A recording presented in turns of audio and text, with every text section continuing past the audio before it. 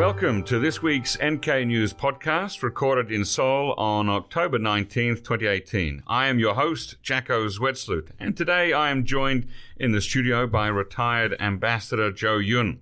But before we get into the interview, I want to talk to you about the new NK Shop. NK News' annual online store is back in business for the holiday season. Chad and the team have really stepped up their game this year and have extremely limited edition retro t-shirts, 2019 calendars, postcards, and my personal favorite, the Andy Warhol-inspired North Korea canned goods posters and vintage DPRK travel posters. Listeners to this podcast can get 10% off their entire purchase by using the code NKPodcast10, that's NKPodcast10, at the checkout. Just go to nkshop.org to see what's in stock this year. They'd make really great gifts to any North Korea watcher. Okay, now let's get to the interview. Our special in-studio guest today is Ambassador Joseph Yun. Ambassador Yun was the former U.S. Special Representative for North Korea Policy.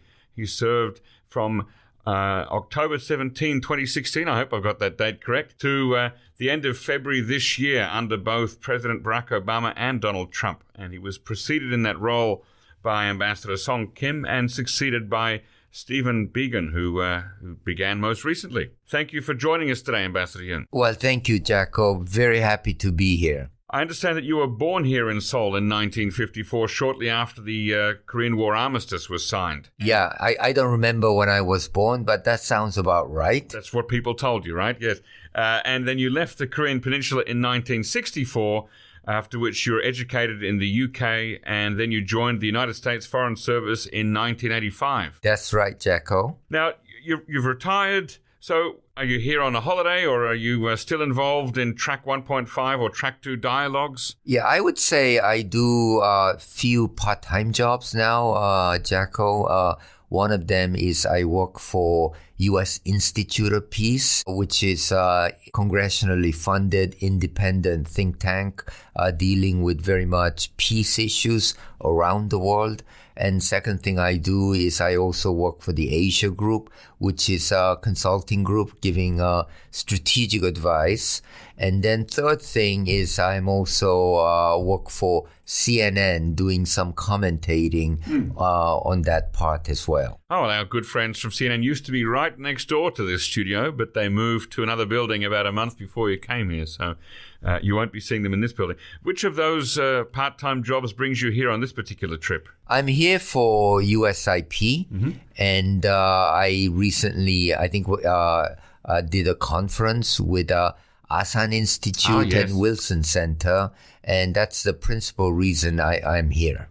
So generally speaking, do American diplomats who are born in Korea or born of Korean heritage, do they have a special position as kind of intermediaries between the U.S. and Korea? Well, I wouldn't say that. And in fact, when I joined the State Department in 1985, there weren't many Korean Americans. However, someone like TrumpKim or myself, we've worked in the embassy here. We have the language skills. So that tends to be in your favor when we do our career work. So I think many of us, or some of us, I would say, have ended up. Since I joined, there's been, big influx of Korean Americans working in State Department. Now you find many, many more. Now, obviously, the task of a U.S. diplomat is to represent, explain, and further the interests of only the United States. But do Korean American diplomats also serve as interpreters of Korean interests to the U.S. because they better understand the interests of South Korea? Yes, I mean, that's very much the case, Jacko, in the sense that Korean Americans have understand. I don't know whether there is any particular skill, but there is a bit of cultural understanding. And as a diplomat, your job is to explain, of course, primarily your government position, which is American government, but to explain to your authorities, which are the American authorities, the position of the country you are assigned in. Was that ever difficult for you? I mean, did that ever place you in a difficult position? I don't think so, Jacko. In my case, I've had 2 assignments in South Korea. And initially, I was a little worried, but it was never a conflict, primarily because I would say U.S. and South Korean positions have been very, very similar in any political issues. Okay, well, that's helpful, obviously. Now, you traveled to North Korea, was it last year, to arrange for the release of Otto Warmbier? Yes, I traveled to North Korea last June to see whether I could bring back the American prisoners, including Otto Warmbier. Right. And how much lead time did you have to prepare before you actually had to get on a plane to Pyongyang? Very little time, because we just learned probably about 2 or 3 days. I left for Pyongyang that Otto was very sick. And so my boss at the time, Rex Tillerson, Secretary Tillerson, told me to go as soon as possible. So I went there as soon as I could. And when you arrived there, how much had already been kind of prearranged, either bilaterally or from the North Korean side? And how much did you have to improvise on the ground? Well, there was very little arranged except for me to see Otto at the hospital, and I was accompanied only by a nurse and a doctor. Of course, I went there with the goal of bringing Otto as well as 3 other American prisoners back. Yes. But that North Koreans never committed that or agreed to that before I left. So in the end, of course, I ended up bringing back Otto. I did not get the other 3 prisoners. So I had to negotiate while I was there in bringing back Otto. Who was the most senior North Korean official that you met while you were there? At that time, I talked to 2 groups of North Koreans. One was from Ministry of Foreign Affairs, headed by Vice Minister Choi Sun-hee. And I also talked to their law enforcement officials. Oh, okay. Wow. And which side were more difficult to talk to? They were both not easy to talk to. I mean, clearly, they stuck to their position that Otto had, as well as the other Americans, had committed crimes, and that they had gone through, 2 had gone through trial, including Otto, yes, and 1 Korean American. The other 2 had not completed their trial by that time, so that they had been found of crimes against the state. And so these are predictably difficult conversations. It's a sensitive question, obviously, but what do you personally think actually happened to him while he was there? I don't know what happened to him, of course, but according to North Koreans, he became sick the day of his trial, which I believe was March of 2016, I want to say. Yeah.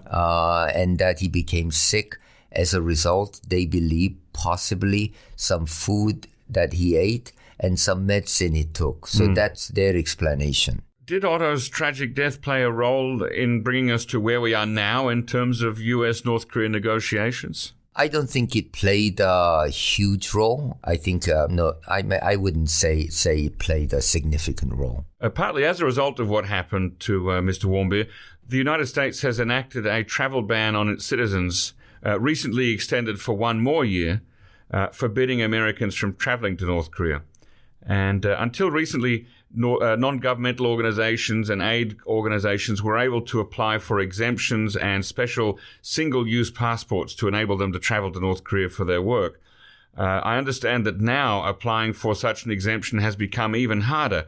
Given that this is hurting humanitarian and grassroots development work in North Korea, is this, in your opinion, a wise move? That's a tough question, Jacko. And I do believe that my own personal view is that humanitarian assistance and humanitarian travel, as long as those are approved by North Koreans, should be conducted. Then how much do you credit President Trump versus Kim Jongun versus Moon Jae-in for where we are now? And we're a long way from where we were a year ago, and it was quite a scary time living here on the Korean Peninsula. How do you see the leadership that led us to where we are at the moment? I think the three leaders obviously get lion's share of the credit, But I think we ought to also understand the circumstances that drove their actions, taking them one by one on Kim Jong-un's part. Of course, he had reached the point in his weapons program, I think, where he felt that at least that stage had been completed. So Kim Jong-un decided that given that deterrence is there, he decided to turn the policy towards economic development. And I think that was clearly a key decision that took place that materialized, that as outsiders we saw in his New Year's address this year. And on President Moon's part, of course, he campaigned on the platform of valuing denuclearization as well as reconciliation with the North. And of course, he promised that there would be no war. So he had more at stake than anyone else in reducing tensions and in beginning our engagement with North Korea. Similarly, for President Trump's part, I believe he saw the opening created by President Moon through his diplomacy, especially during our Winter Olympics, leading up to Winter Olympics, and setting up the Inter-Korean Summit thereafter. He saw the opening there, and so he also thought this would be good opportunity to get involved in a very high-level diplomacy to see what progress there could be made on denuclearizing North Korea. What do you think is Washington DC's biggest misperception or blind spot vis-a-vis North Korea? Let me try to think on that. What is the North Korean misperception? I'm not sure there is a misperception per se. We've had a very, very tense situation since the end of Korean War in 1953. There is complete mistrust or lack of trust on the part of Washington towards North Korea, and similarly on the part of North Korea towards Washington. So I'm not sure you can characterize anything as misperception given the lack of trust. What do you think motivates Pyongyang's foreign policy? I believe Pyongyang's foreign policy is motivated by, number one, regime survival, regime continuity, and I think that is the key driver of North Korean foreign policy. Now let's talk about denuclearization, obviously a big topic. In your estimation, do many U.S. officials really believe that CVID, denuclearization of North Korea, can be achieved? I think prevailing view in Washington and United States in generally among experts is that North Korea, having worked on this program for well over 50 years, and spending so much money and sacrifice to get WMDs, especially nuclear devices, and their delivery system, which is missiles, that they are not going to give up easily or quickly. And I think that is the prevailing view. I'm not sure anyone would say definitely they will give up or definitely they won't give up.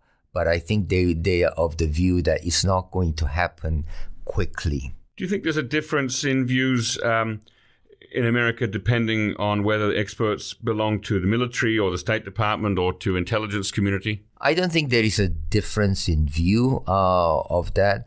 I think difference view is probably more related, given it is so difficult to get North Korea to abandon their nuclear programs.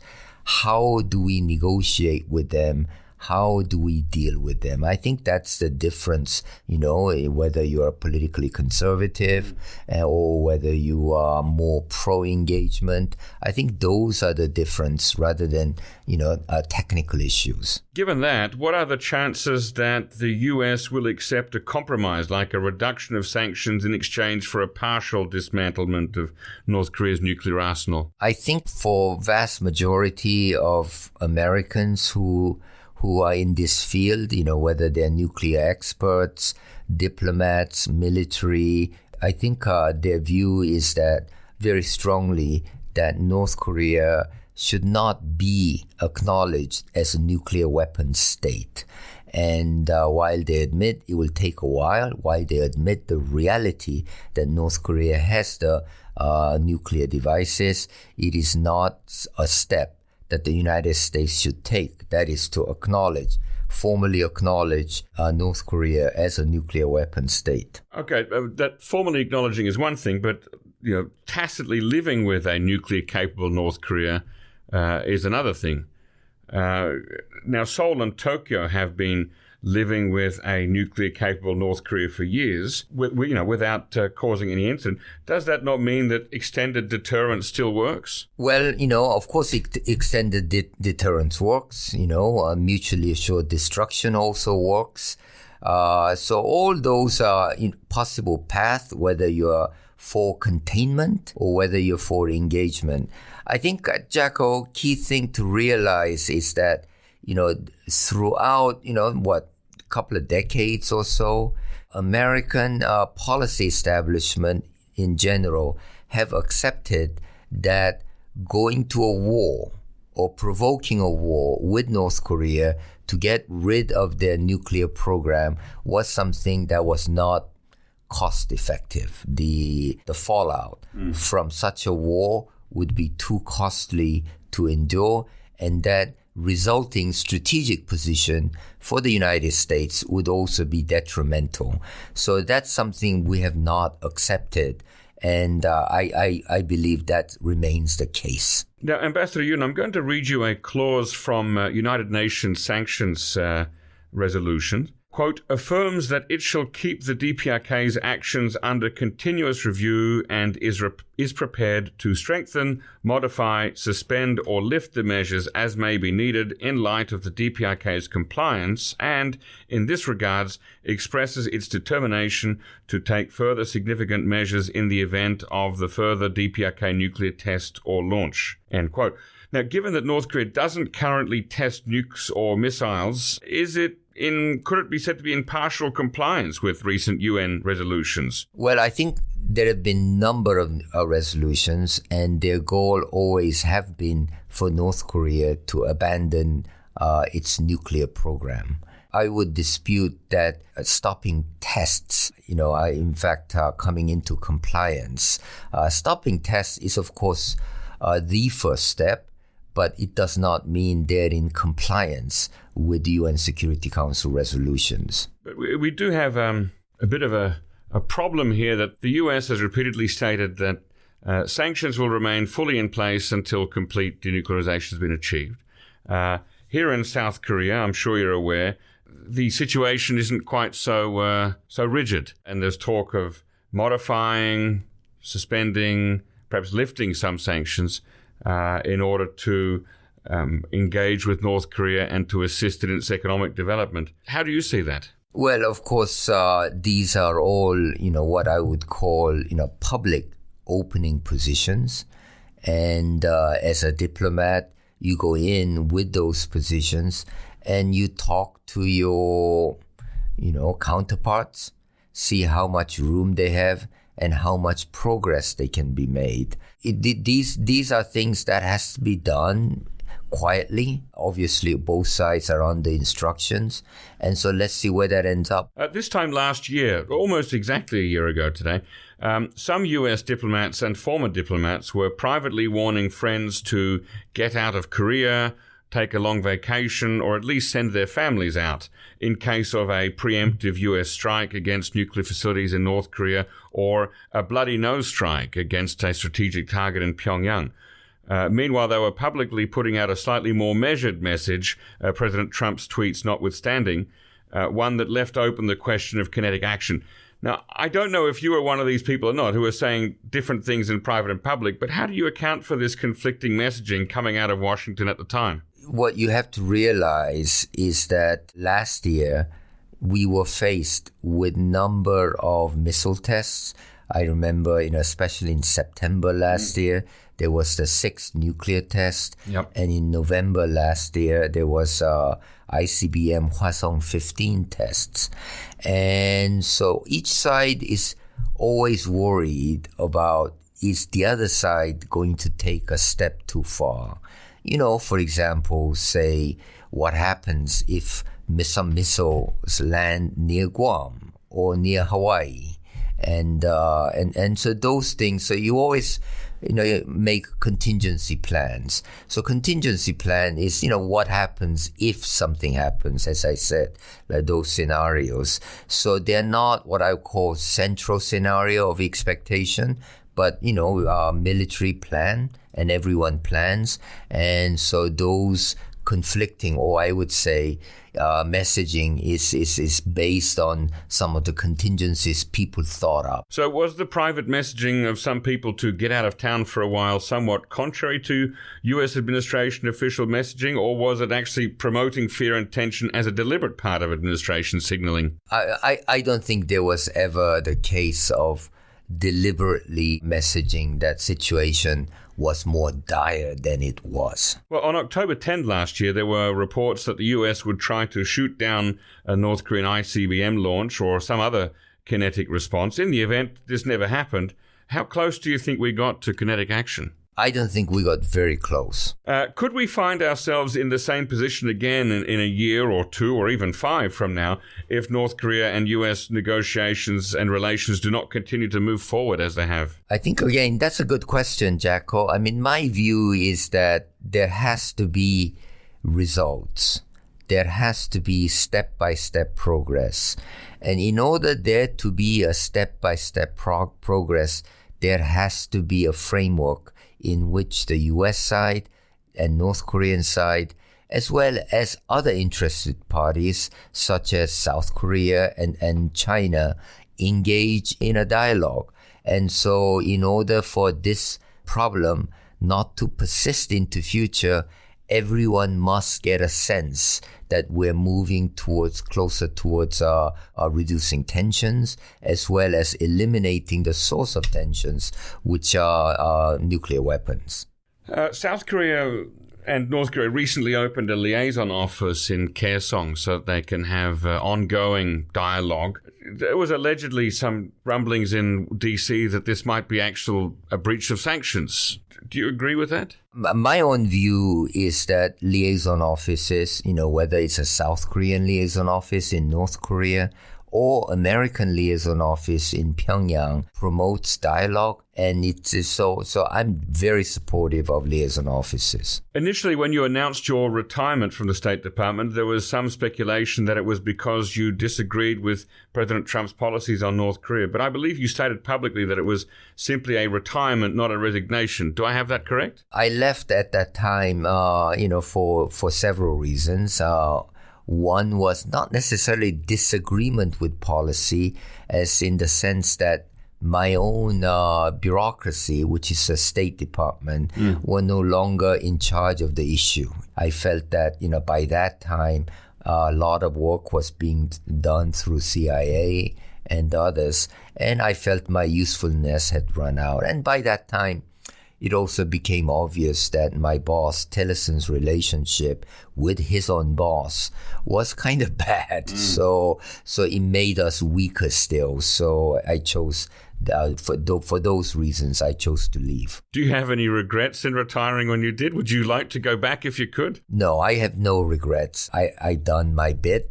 And now I feel that my involvement in USIP, as well as doing some public commentating, can also move the policy forward towards engagement and diplomacy. Looking back on your career, what was the most difficult thing you worked on? I would certainly count the North Korea issue as among the most difficult. But I think I also worked on other issues like Myanmar when I was in Washington. That was also quite difficult, especially in early days of opening, building relationship between United States and Myanmar. And so those were quite difficult. And I would also say, when I was in Malaysia, we had 2 Malaysian airliners that crashed.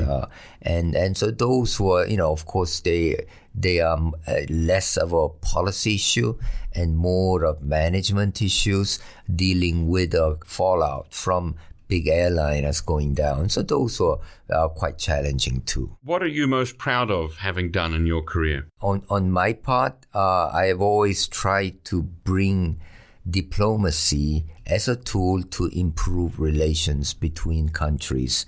And so for me, during my assignments in Korea in late 90s, when there was IMF crisis, as well as transition to Kim Dae-jung for administration, to me that was that United States, Washington and Seoul could walk through that transition, and through transition during crisis time, to me was something that I feel I was part of that.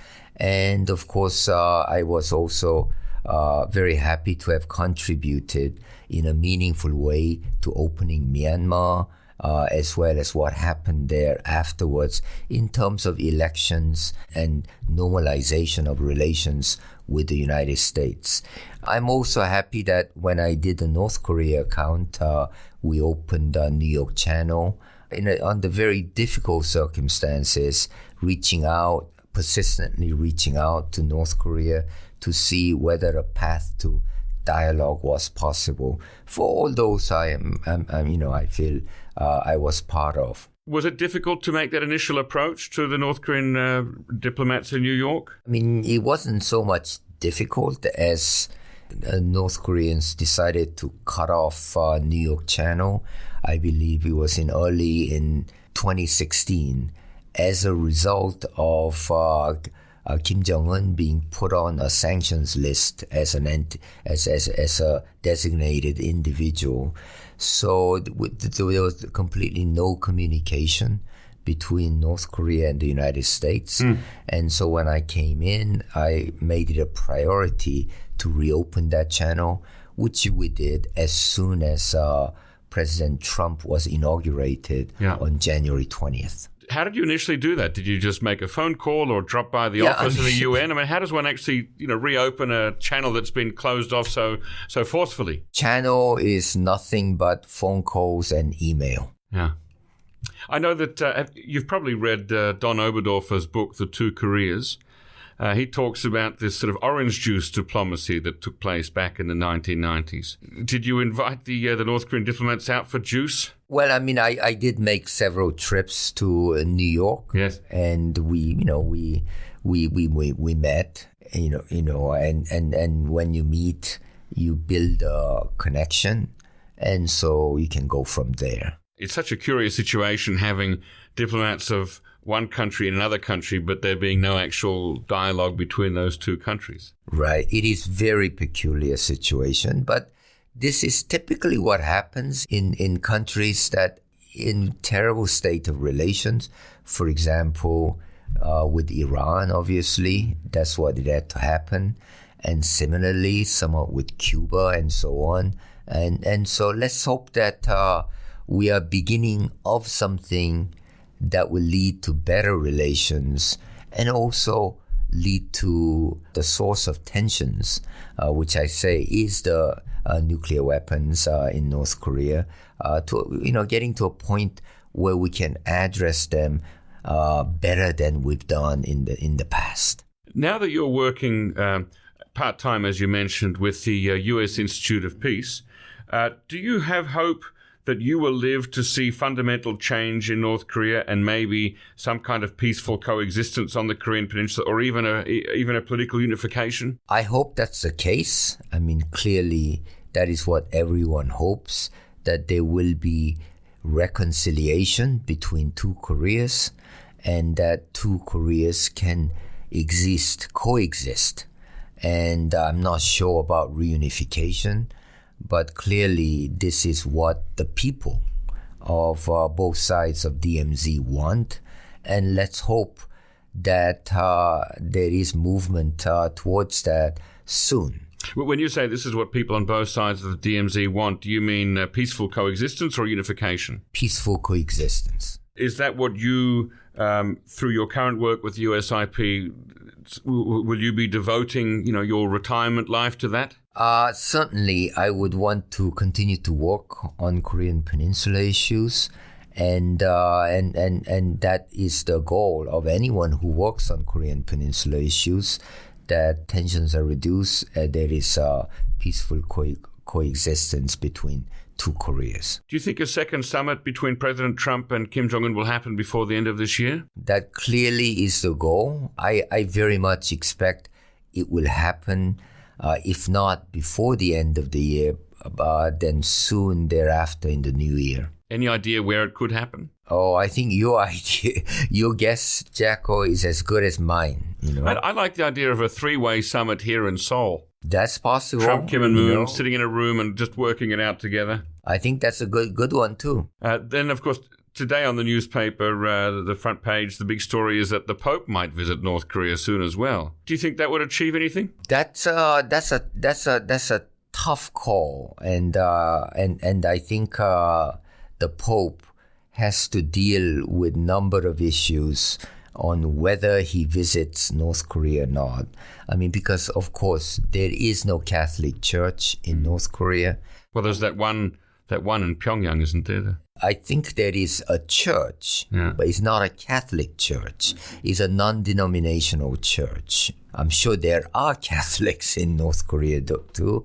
And, the Pope is going to have to deal with the whole issue of religious freedom and recognition of churches, human rights issues, and so on. So this is a tough call. Your career in the State Department and just your personal interest in the Korean Peninsula, has it made you optimistic or cynical? I would like to think that I'm a realist. And that how tough these problems are. The two Korea has been separated since 1945, and really the geopolitical position, geographic position, strategic position. There's so much at stake here that to some extent the Korean people have been victims of their geography, and so it's a tough issue. But we are in 21st century. The Cold War is over, but yet there is this division. It lingers and it looks like it's going to last a while. So it is a tough situation, and being realistic, I don't see an easy solution out there, but that does not mean we should not be working towards those solutions. Well, that's where we'll have to leave it today. Thank you once again for joining us today, Ambassador Joseph Yun. Don't forget, listeners, check out our shop at nkshop.com for all your Christmas gifts. Use the product code NKPodcast10 for a 10% discount. Share the podcast with friends and leave a review on iTunes. Thank you, and listen again next time.